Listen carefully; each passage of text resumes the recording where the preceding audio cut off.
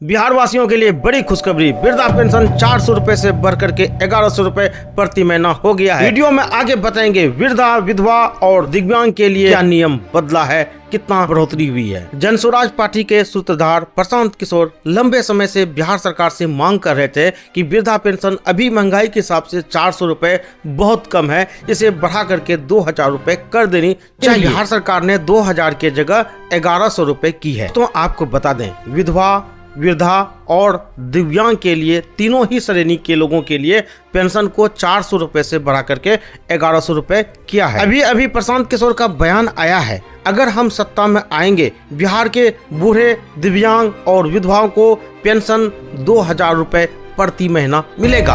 आप खुद अपनी कानों से सुनिए और देखिए, भरोसा कीजिए। ताकत है और जन स्वराज जैसे नए ताकत का असर कर देखिए। आज मैं बिहार के जितने भी 60 वर्ष से ज़्यादा उम्र के वृद्ध लोग हैं, उनको बधाई और शुभकामना देता हूं कि जन स्वराज ने पिछले 3 वर्ष में जो आवाज़ उठाई है कि इस महंगाई के ज़माने में 400 रुपया भीख जो सरकार दे रही थी पेंशन के नाम पर, कम से कम अब आंख उनकी खुली है और उसको 1100 किया है। तो बिहार के सारे वो लोग, वृद्धजन, दिव्यांग, विधवा, जिनको 400 रुपया मिलता था, उनको 1100 मिलेगा। लेकिन मैं आपके माध्यम से बिहार की जनता को बताना चाह रहा हूं कि आपके बदहाली का, परेशानी का जो जन स्वराज ने वादा किया है, दौर खत्म होने वाला है। ये जो पेंशन अभी बढ़कर 1100 हुआ है, ये छठ के बाद 2000 हो जाएगा।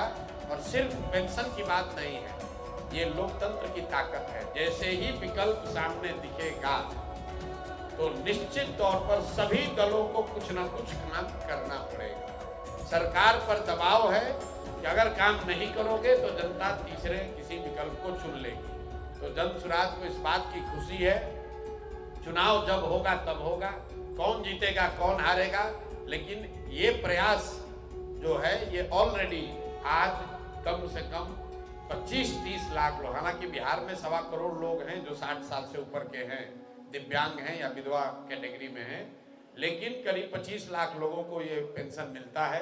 तो उन 25 लाख लोगों के लिए खुशी की बात है कि समाज में सबसे कमजोर और जो गरीब लोग हैं, उनको 400 के बजाय कम से कम 1100 मिलने लगेगा। और जन स्वराज में हम सब के द्वारा पिछले 2-3 साल में किए गए प्रयास का ये एक सुखद परिणाम है और ऐसे कई परिणाम आपको सामने दिखेंगे। अब आपका जो सवाल है,